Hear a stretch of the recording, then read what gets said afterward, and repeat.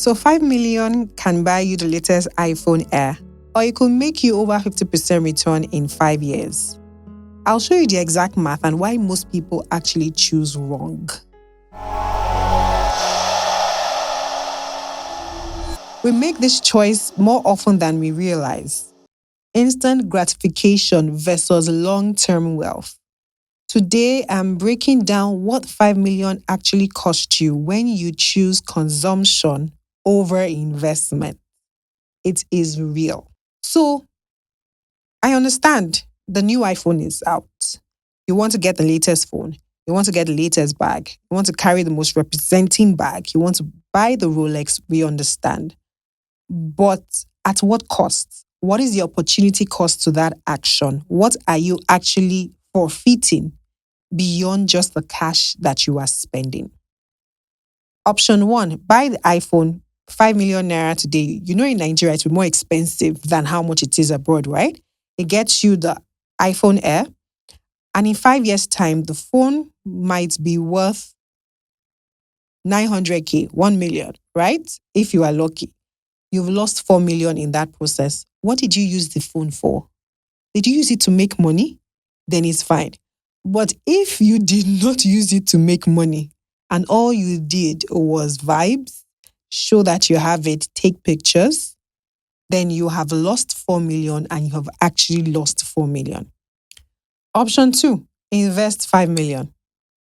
Imagine if you invest that 5 million in a bond and the bond is at 20%. Every year you will get interest of 1 million on that 5 million. And at the end of 5 years, you would have your 5 million back. So you'd have invested 5 million and a total cash flow of 5 million is going to come back to you. At the end, you would have 10 million. Can you see? Another option is if you buy stocks. So let's say you buy GTB stocks and let's put GTB at 100 naira for ease.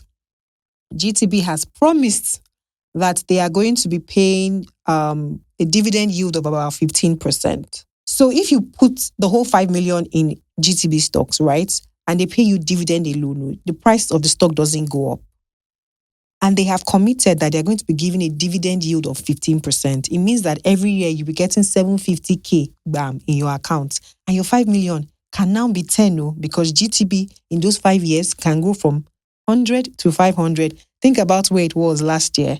Think about it. And then with this recapitalization is going to go up. Another option is that you can invest in venture capital, right? Start a business with a friend, put it into a company that's already existing.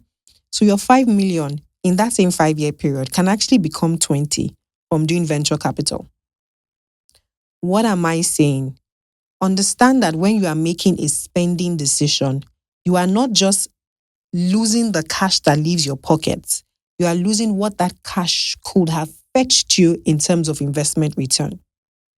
So I'm asking you today, and this is a very, oh my God, Ola, you're too serious type video. But I'm asking you today, what is the opportunity cost of your spending decisions? Your choice to take a cab, your choice to buy a car on loan or carry all your money and put into a car without investment?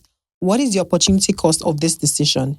It might feel like it makes sense. It might feel like this is what makes sense at this time. This is where I should be at this time. I need to live my life. I need to enjoy it. But the question is, what is the opportunity cost? There is something called instant gratification bias where your mind is so loaded in something or on something that you can't see yourself without it. So we overvalue immediate rewards and undervalue future benefits. And the fact is that social pressure also plays a massive role. The iPhone is visible, the investment isn't, right? So you may not be able to explain to people, where's all your money going? I put it in investment and you are so sober, you're taking a bus instead of a cab, right? How does that make sense?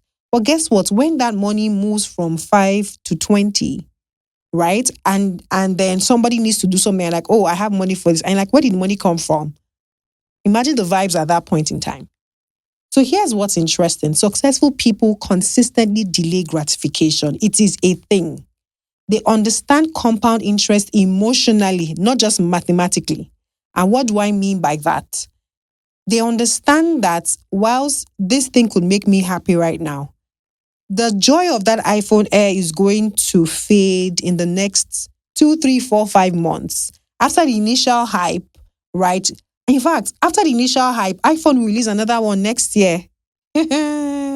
So you'll now be looking, being aspirational for the next one, right? But beyond that, they realize that there's always this lull after the excitement. But when it comes to investing and building wealth, the joy that comes with it actually increases. It doesn't depreciate, right? So we need to think about this thing objectively. So I tracked two of my clients, right, who faced this exact choice 5 years ago, right? One person bought an iPhone Pro Max at that time. Then the other one, then another one 3 years later. Total spent at that time was around 1.8 million. Current value is 300K. Client B invested the money, used a mid-range phone. Investment is now worth 3.1 million. She recently bought her dream phone with just the gains, like just the gains, right? Now, when does the iPhone actually make sense? Let's think about it. The iPhone does make sense when it is essential to your work, when it would increase your income, right? When you have already maxed out on investments, right? So it's almost under your discretionary budget where I've ticked all my investment boxes and this is like extra cash, then you can enjoy yourself. And the iPhone also makes sense when it replaces multiple devices for you and actually saves you money. Think about it, right? We are saying that you need to be objective in the decision to buy this phone. And it shouldn't be just about vibes and the latest trend, if you understand what I mean. The key is in making decisions consciously, not impulsively, not being driven by social pressure or by vibes, right? The middle ground is that you don't have to choose extremes. If all you have in savings, like shake you from head to toe, is 5 million, this is my recommendation. Invest 4.7 million. Split it across the bond, the stock, all the things that we talked about. And there's so many options. Split them across and then go and buy a mid-range phone. The fact is that if all you really have in this life is 5 million, it's not a lot of money if you don't know. So it's not a time for you to be trying to show that you have money when you really don't.